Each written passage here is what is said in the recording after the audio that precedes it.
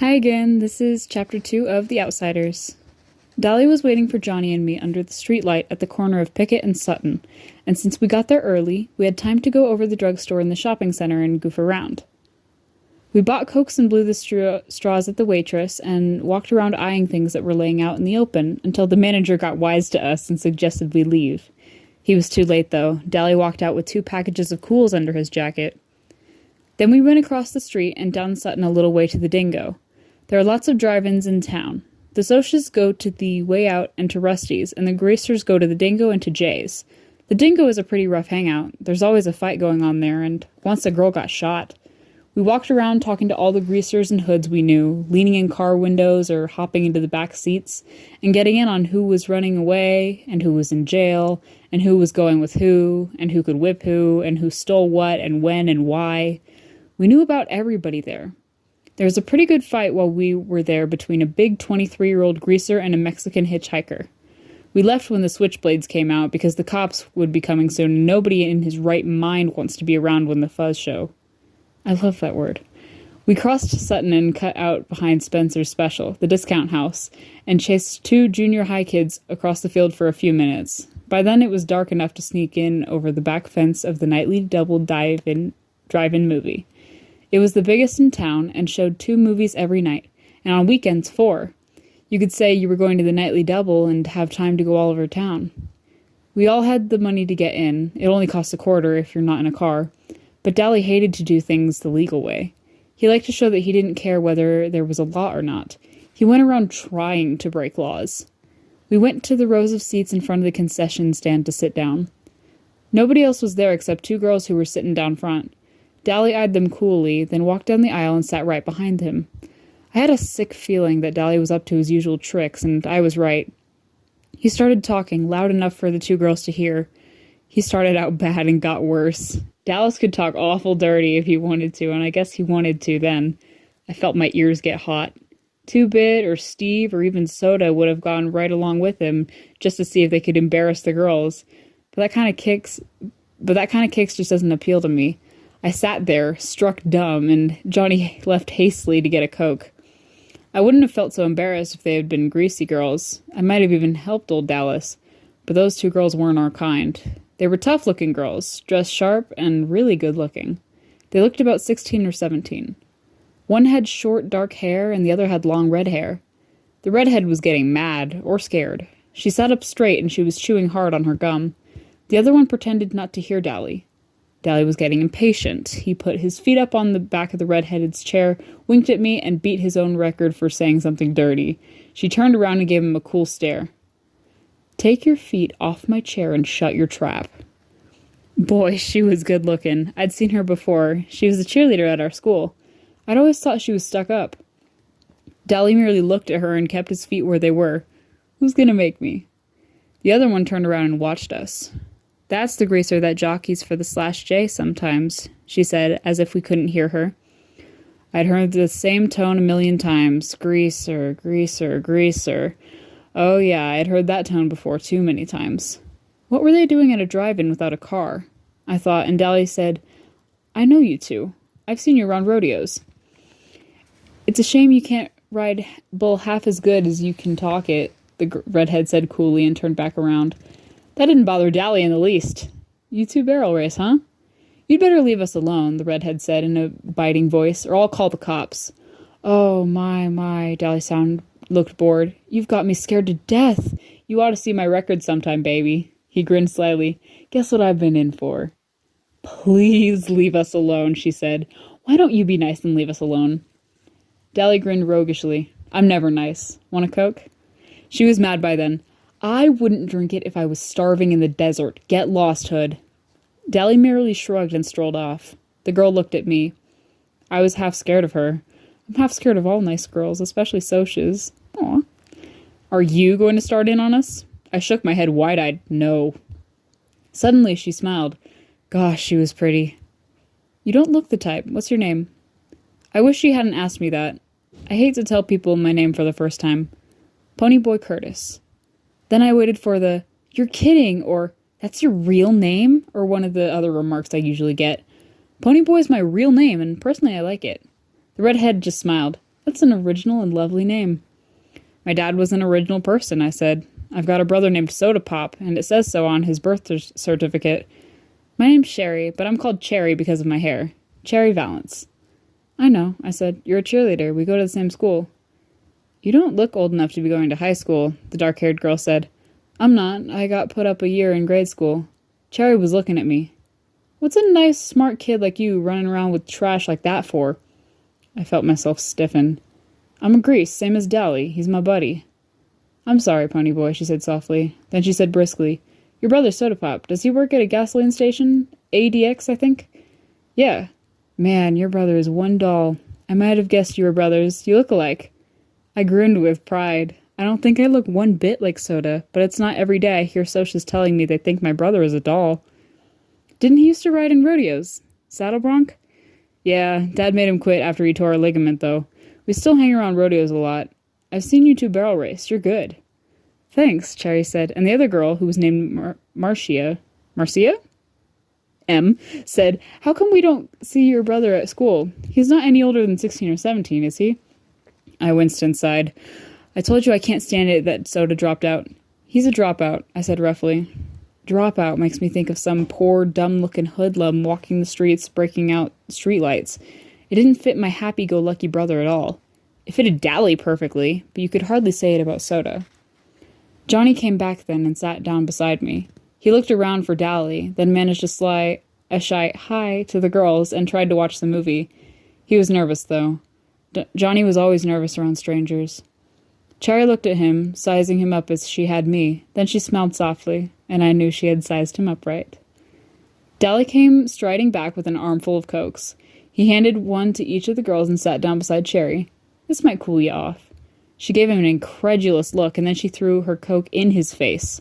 That might cool you off, Greaser. After you wash your mouth and learn to talk and act decent, I might cool off too. Dally wiped the Coke off his face with his sleeve and smiled dangerously. If I had been Cherry, I would have beat it out of there. I knew that smile. Fiery, huh? Well, that's just the way I like him. Ew, that's gross. Ew, sorry. He started to put his arm around her, but Johnny reached over and stopped him. Leave her alone, Dally. Huh? Dally was taken off guard. He stared at Johnny in disbelief. Johnny couldn't say boo to a goose. The fuck does that mean? Johnny gulped and got a little pale, but he said, You heard me. Leave her alone. Dallas scowled for a second. If it had been me, or Two-Bit, or Soda, or Steve, or anybody but Johnny, Dally would have flattened him without a moment's hesitation. You just didn't tell Dally Winston what to do. One time in a dime store, a guy told him to move over at the candy counter.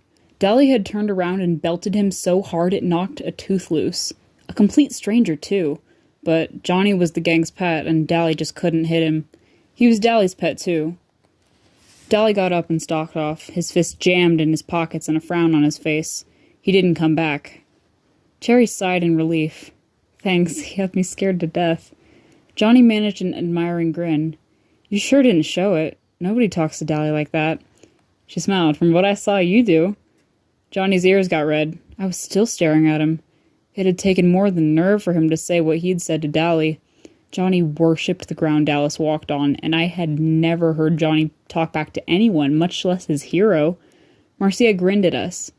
She was a little smaller than Cherry. She was cute, but that Cherry Valance was a real looker.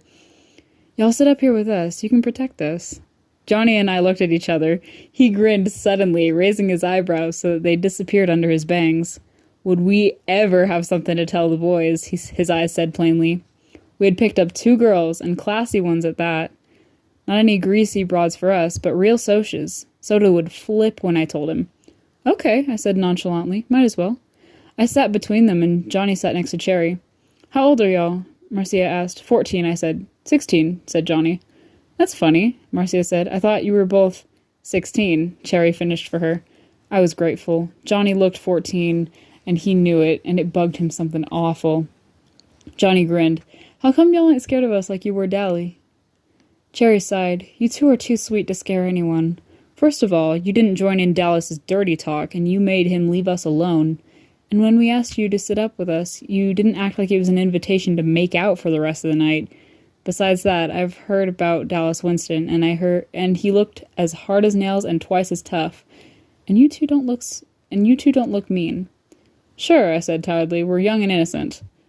No, Cherry said slowly, looking at me carefully. Not innocent.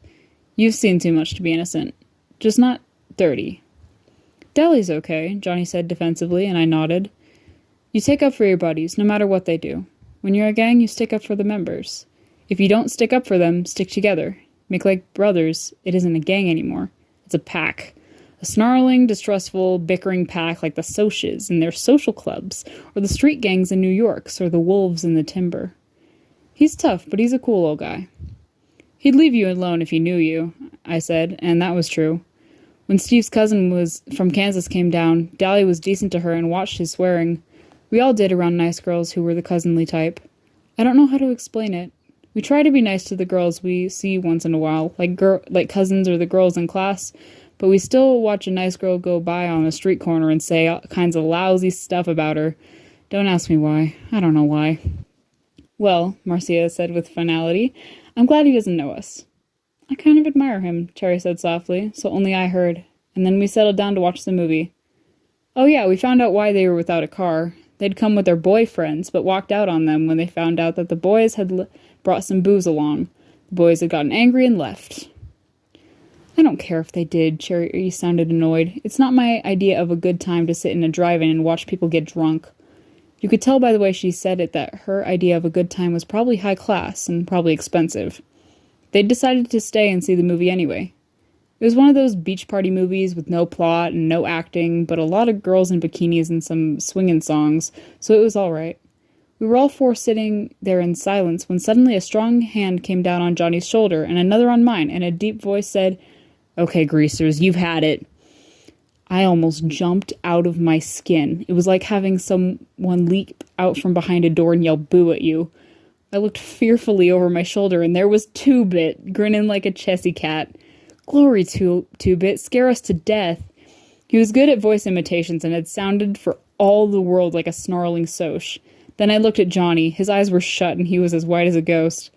His breath was coming in smoldered gasps. Two-Bit knew better than to scare Johnny like that. I guess he'd forgotten. He's kind of scatterbrained. Johnny opened his eyes and said weakly, Hey, Two-Bit. Two-Bit messed up his hair. Sorry, kid, he said. I forgot. He climbed over the chair and plopped down beside Marisha. Who's this, your great-aunts? Great-grandmothers, twice removed, Cherry said smoothly. I couldn't tell if Two-Bit was drunk or not. It's kind of hard to tell with him. He acts boozed up sometimes, even when he's sober. He cocked one eyebrow up and the other down, which he always does when something puzzles him, or bothers him, or when he feels like saying something smart. Shoot, you're 96 if you're a day. I'm a knight, Marisha said brightly. Two-Bit stared at her admiringly. Brother, you're a sharp one. Where do you two ever get to be picked up by a couple of greasy hoods like Pony and Johnny? We really picked them up, Marisha said. We're really Arabian slave traders, and we're thinking about shanghaiing them. They're worth 10 camels apiece at least. 5, Two-Bit disagreed. They don't talk Arabian, and I don't think. Say something in Arabian, Johnny Cake.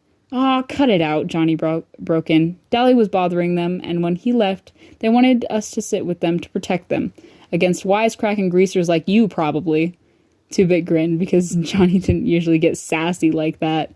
We thought we were doing good if we could get him to talk at all. Incidentally, we don't mind being called greaser by another greaser. It's kind of playful then. Hey, where is old Dallie anyways? He went hunting some action, booze or dames or a fight. I hope he don't get jailed again. He just got out. He'll probably find the fight, Two-Bit stated cheerfully. That's why I came over. Mr. Timothy Shepard and co. are looking for whoever so kindly slashed their car's tires, and since Mr. Curly Shepard spotted Dallas doing it, well, does Dallie have a blade? Not that I know of, I said. I think he's got a piece of pipe, but he busted his blade this morning. Good. Tim will fight fair if Dallie don't pull a blade on him. Dallie shouldn't have any trouble. Cherry and Marisha were staring at us. You don't believe in playing rough or anything, do you? A fair fight isn't rough, Two-Bit said. Blades are rough. So are chains and heaters and pool sticks and rumbles. Skin fighting isn't rough. It blows off steam better than anything. There's nothing wrong with throwing a few punches. Socs are rough. They gang up on one or two, and they rumble each other with their social clubs. Us greasers usually stick together, but when we do fight among ourselves, it's a fair fight between two. And Dallie deserves whatever he gets, 'cause slashed tires ain't no joke when you've got to work to pay for them. He got spotted, too, and that was his fault. Our one rule, besides stick together, is don't get caught. He might get beat up, he might not. Either way, there's not going to be any blood feud between our outfit and Shepard's. If we needed them tomorrow, they'd show. If Tim beats Dally's head in, and then tomorrow asks us for help in a rumble, we'll show. Dally was getting kicks. He got caught. He pays up. No sweat. Yeah, boy, Cherry said sarcastically. Real simple. Sure, Marisha said, unconcerned. If he gets killed or something, you just bury him. No sweat. You dig okay, baby. Two-Bit grinned and lit a cigarette. Anyone want a weed? I looked at Two-Bit admiringly. He sure put things into words good. Maybe he was still a junior at 18 and a half, and maybe his sideburns were too long, and maybe he did get boozed up too much, but he sure understood things. Cherry and Marisha shook their heads at his offering of cigarettes, but Johnny and I reached for one. Johnny's color was back and his breathing was regular, but his hand was shaking ever so slightly. A cigarette would steady it. Ponyboy, will you come with me to get some popcorn? Cherry asked. I jumped up. Sure, y'all want some? I do, said Marisha. She was finishing the Coke Dally had given her. I realized then that Marisha and Cherry weren't alike. Cherry had said she wouldn't drink Dally's Coke if she was starving, and she meant it. It was the principle of the thing. But Marisha saw no reason to throw away perfectly good, free Coke. Me too, said Two-Bit. He flipped me a 50-cent piece.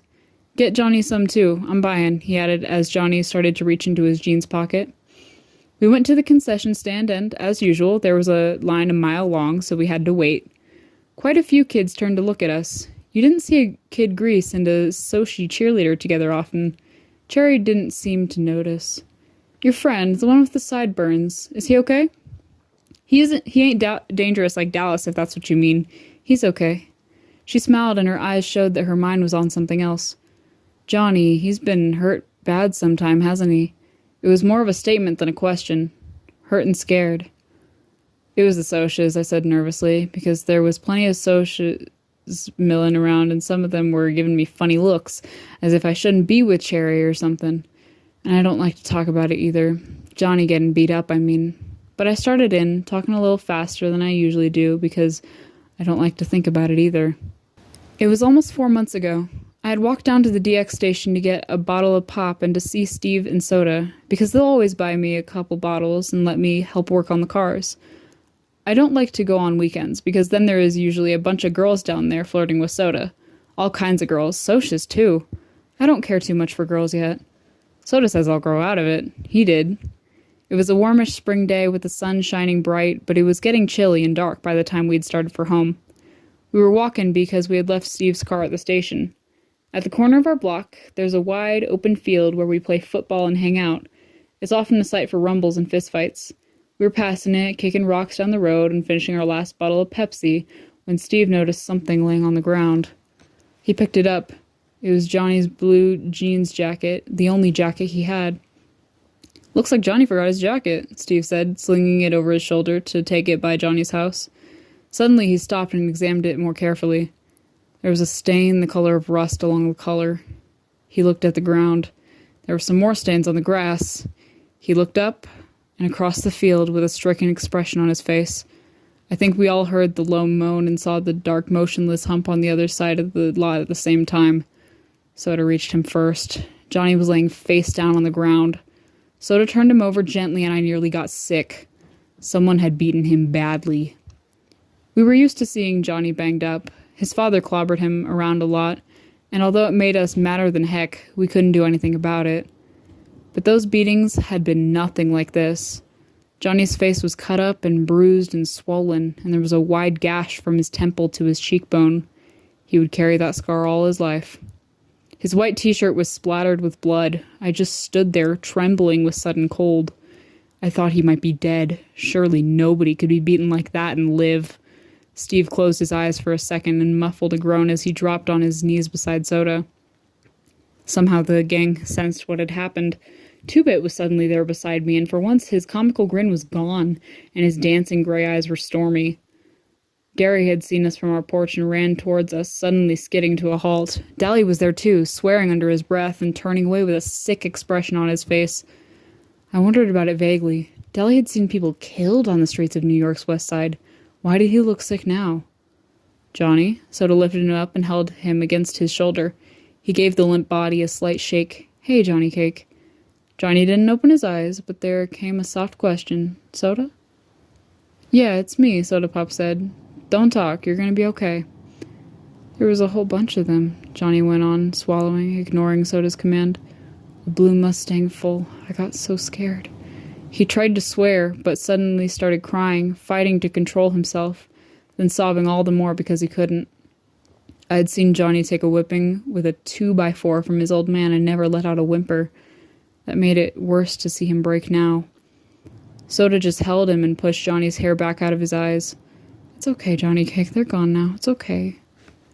Finally, between sobs, Johnny managed to gasp out his story.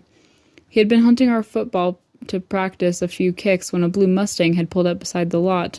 There were 4 Socs in it. They had caught him, and one of them had a lot of rings on his hand. That's what cut Johnny up so badly. It wasn't just that they had beaten him half to death. He could take that. They had scared him. They had threatened him with everything under the sun. Johnny was high-strung anyway, a nervous wreck from getting belted every time he turned around, and from hearing his parents fight all the time. Living in those conditions might have turned someone else rebellious and bitter. It was killing Johnny. He had never been a coward. He was a good man in a rumble. He stuck up for the gang and kept his mouth shut good around cops. But after the night of the beating, Johnny was jumpier than ever. I didn't think he'd ever get over it. Johnny never walked by himself after that. And Johnny, who was the most law-abiding of us, now carried in his back pocket a 6-inch switchblade. He'd use it, too, if he ever got jumped again. They had scared him that much. He would kill the next person who jumped him. Nobody was ever going to beat him like that again, not over his dead body. I had nearly forgotten that Cherry was listening to me, but when I came back to reality and looked at her, I was startled to find her as white as a sheet.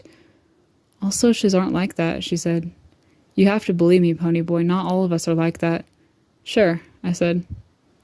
That's like saying all you greasers are like Dallas Winston. I bet he's jumped a few people. I digested that. It was true. Dally had jumped people. He had told us stories about muggings in New York that made the hair on the back of my neck stand up, but not all of us were that bad. Cherry no longer looked sick, only sad. I'll bet you think the Socs have it made. The rich kids, the West Side Socs. I'll tell you something, Ponyboy, and it may come as a surprise. We have troubles you've never even heard of. You want to know something? She looked me straight in the eye. Things are rough all over. I believe you, I said. We'd better get back out there with the popcorn, or Two-Bit'll think I ran off with his money. We went back and watched the movie through again. Marisha and Two-Bit were hitting it off fine. Both had the same scatterbrained sense of humor. But Cherry and Johnny and I just sat there, looking at the movie and not talking. I quit worrying about everything and thought about how nice it was to sit with a girl without having to listen to her swear or to beat her off with a club. I knew Johnny liked it too. He didn't talk to girls much. Once, while Dallas was in a reform school, Sylvia had started hanging on to Johnny and sweet-talking him, and Steve got a hold of her and told her if she tried any of her tricks with Johnny, he'd personally beat the tar out of her. Then he gave Johnny a lecture on girls and how a sneaking little broad like Sylvia would get him into a lot of trouble. As a result, Johnny never spoke to girls much, but whether that was because he was scared of Steve or because he was shy, I couldn't tell. I got the same lecture from Two-Bit after we'd picked up a couple girls downtown one day. I thought it was funny, because girls are one subject even Derry thinks I use my head about. And it really had been funny, because Two-Bit was half-crocked when he gave me the lecture, and he told me some stories that about made me want to crawl under the floor or something. But he had been talking about girls like Sylvia, and the girls he and Dally and the rest picked up at drive-ins and downtown. He never said anything about Soci girls. So I figured it was all right to be sitting there with them, even if they did have their own troubles. I really couldn't see what Socs would have to sweat about. Good grades, good cars, good girls, Madras and Mustangs and Corvairs. Man, I thought, if I had worries like that, I'd consider myself lucky. I know better now. Thank you.